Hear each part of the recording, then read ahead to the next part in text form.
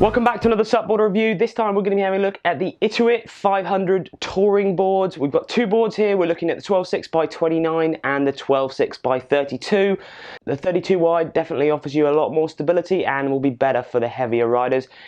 So we were really impressed when we reviewed the Itiwit 500 surfboards. We reviewed the 8-foot and the 9-foot, a very fresh new look at iSUP surfing that Itiwit were bringing with those boards. And this is their 500 touring board range. So we've got the 12.6 by 29 and the 12.6 by 32. Both really reasonable prices, these, and I think they've just dropped them in price. So you can get them online from £399 or €550 each. Incredibly cheap price, but you only get the board and the bag. You do not get a paddle pump as part of that package, so you're going to have to put that as an add-on after. So the full specifications for these boards: both 12.6 long.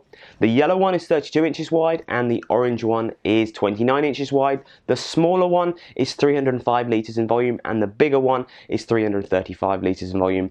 They weigh about a kilo difference. The lighter one, the orange one, is 11.5 kilos in weight and the bigger yellow one is 12.5 kilos in weight. They're both 6 inches thick and they come as standard with exactly the same fittings. The fin is a 9-inch swept-back touring race fin that fits in a US box. So materials of these boards, exactly the same materials in both the boards: internal core of drop stitch, multiple layers of PVC. There's also a stringer, which is a layer of PVC wrapped down the middle and the bottom of the board, and there's reinforced rails. A fairly tough, hard wearing board, and there is actually quite a lot on this board. You've got a really big EVA. It's a very comfortable, soft EVA pad. Lots of different textures and way they've laid that around the board. It's very comfortable to use and nice and soft under your foot. Moving back, you've got a different style EVA pad. It's more of a diamond grip EVA pad. Nice then, because you can feel the different parts of your board when you're standing around with your feet. It's got a raised sort of center pad there, so you want to do your step back turns, just a bit more comfort when you're moving your feet around. But really, as I said, it's really to feel where you are with your bare foot. One big standout for these boards is the amount of attachments and potential places you can tie stuff down.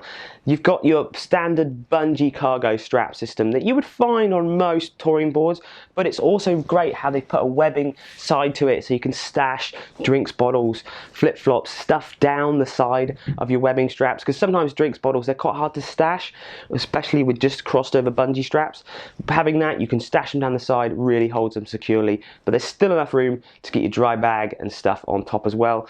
There's more sort of handles and potential tie down points here. There's even webbing points inside the main bungee strap at the front, so you could put a dry bag on top of that. You've got your central carry handle, which is not super padded, but it's a very tough sort of webbing strap material that isn't definitely not going to break or go anywhere, but it's not the most padded, so just bear that in mind. More tie down points at the back here.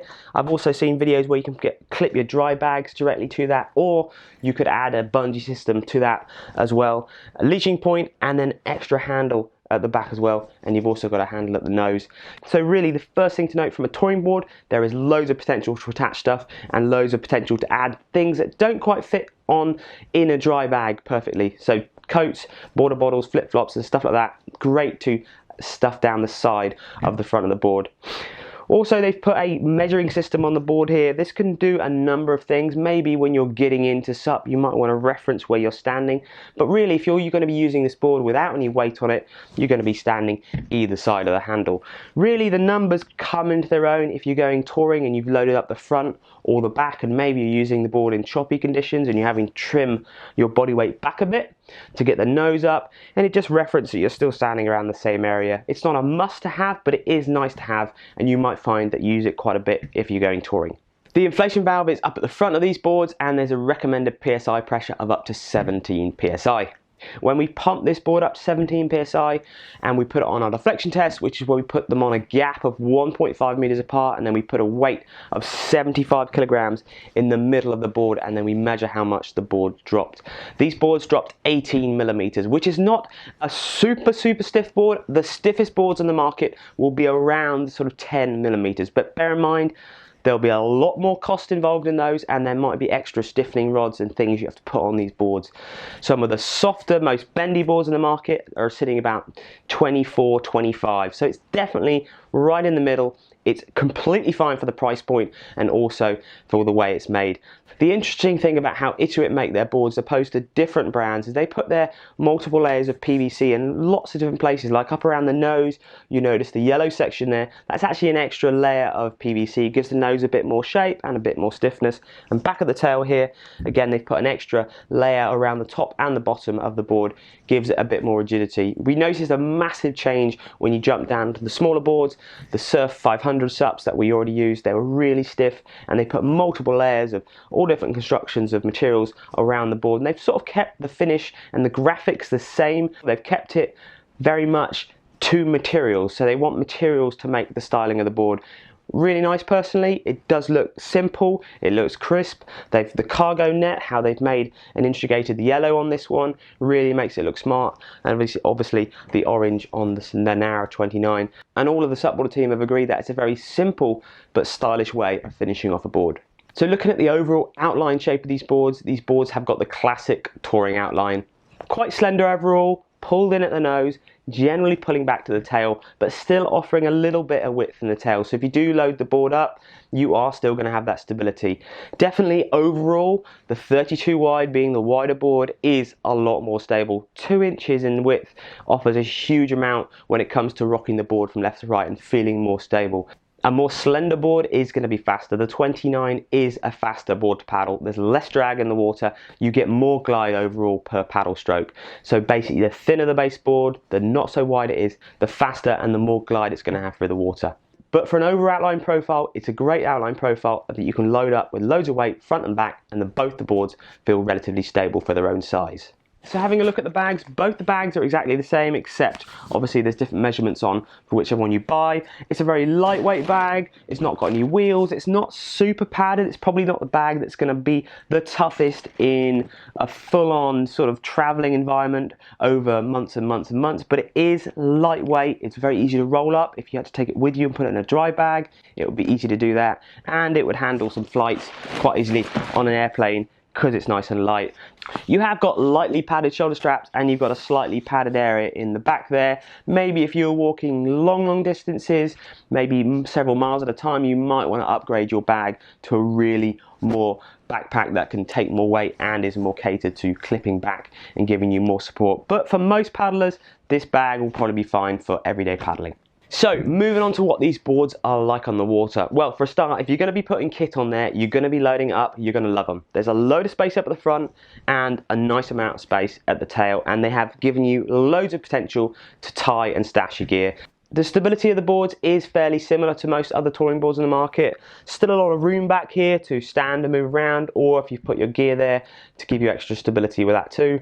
The rocker line of the board is really nice because it's nice and flat throughout with a little bit of nose kick, makes paddling it in straight line very easy, gives you quite a lot of glide for your paddle stroke, but obviously the 32 wide is a little bit slower overall than the 29 wide. These boards are really easy to trim, so if you're paddling with weight up at the front, or you're paddling in choppy waters and you're finding the water is coming over the nose of the board, you can trim your body weight back, and obviously they've put the numbers there so you can remember where you're standing, and then you can get that nose up. So you can paddle in all sorts of water states. Obviously the flatter the water, in general an iSUP is going to paddle better, but you will be able to paddle in open seas and choppy rivers with these Itiwits without a problem. It's great having the big US box fin here, 9 inches, it's nice and swept back, so if you're paddling over seaweed it doesn't catch. It's nice and wide at the base, gives you a good amount of stability, and it's fairly quick too. So you could use this in a sort of touring race environment. It's a perfect fin for that, and it's fairly indestructible because it's quite a flexible tip plastic to it. So who do we think these boards will best suit? Looking at ability, weight-wise, and what you can do with them. Well, weight-wise, if you're a beginner, let's say maybe you've been paddling once, twice, you could still get on these boards and paddle them. Very easy to paddle, great to paddle in a straight line, very effortless with the length, overall outline shape, and the fin setup. Weight wise, maybe if you're a first time paddler, the 32 wide, you can maybe paddle up to 90 kg first time jumping on it. If you're a lighter based rider, maybe up to the 80 kilos, you could jump on the 29 wide. If you're a little bit more experienced, what I mean by that is you've already paddling on a 10.6 by 32, you've already got your basic beginner iSUP or hardboard, then this could probably take weights up to about 125 kilos, the 32 wide, and the narrow based would take weights up to about 110 kilos. So there is a lot of volume there. The width is what you're going to be looking at. The overall width, if you want the more stable board, definitely look towards the 32 wide. So you could get on these boards as beginners, or you could use them as more intermediate advanced paddlers. What you use them for, there's quite a big range of uses. You could go racing on these boards. Definitely the 29 wide would be a good fun racing in a 12'6" class. You could obviously do touring on these boards. Great at taking the weight. Personally for me, this wide, the 32 wide one would be a great fishing board. Loads of attachments. I can attach stuff everywhere. So there's lots of different uses here. Generally for paddling further, a bit more glide than your shorter base boards, the Itiwit 500 touring boards would be a good board to look at. So to finish off with pros and cons and value for money. Pros, well, Itiwit really have put a lot onto this board, and it's great to see as a tourer. Handles, straps, webbing points, places you can attach equipment and tie it down completely everywhere. Fantastic to see that. At the back there, you've got a nice big area. You can attach your dry bag, or you can add a bungee system in. Still got a sort of raised pad for your foot there for step back turns, so they're acknowledging that you might use it for racing.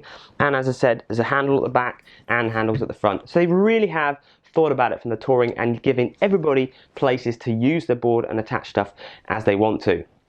The outline shape of the board makes it really easy to paddle, and also having stuff like the nose runners underneath makes paddling in a straight line really, really easy.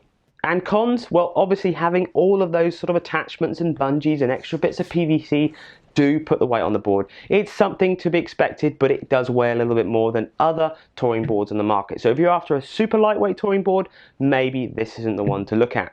Another con, it would be really great if there was an adjustable bungee on the bungee. If you could make the bungee smaller with a pull string maybe, or a pull bungee, or you could make it bigger to widen out. That storage cargo thing is so fantastic. We were trying to ram so much stuff in there. If we had the ability to increase the size of the overall length of the bungee with an adjustable sort of bungee strap, that would have made it fantastic. And the last con, it's really something to make an improvement on these boards. It would be fantastic if they made these boards in a 14-foot or a 13-foot, something with a bit more glide. Because if you're really looking at touring and you're getting an iSUP, well, you might as well go for the longest board you can, give you as much glide as possible. If Itiwit did a 13 or 14-foot iSUP in the future as a touring board, it would be a really good board to tour on. Value for money, well, even though you do not get a paddle pump with the package, you just get the bag. It's an incredible price board, and it is incredibly well made. It's going to get you on the water, you're going to be able to travel places, and you're going to feel nice and safe using it as well. Top end value, again, from Itiwit.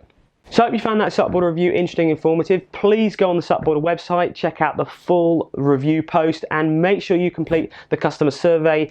It's great for us to hear what you think of these boards, and also then we can feed back a lot of what you say to the brands to help them improve in the future. Thanks a lot. We'll see you next time on SUPboarder, SUPboarder Pro, and on YouTube.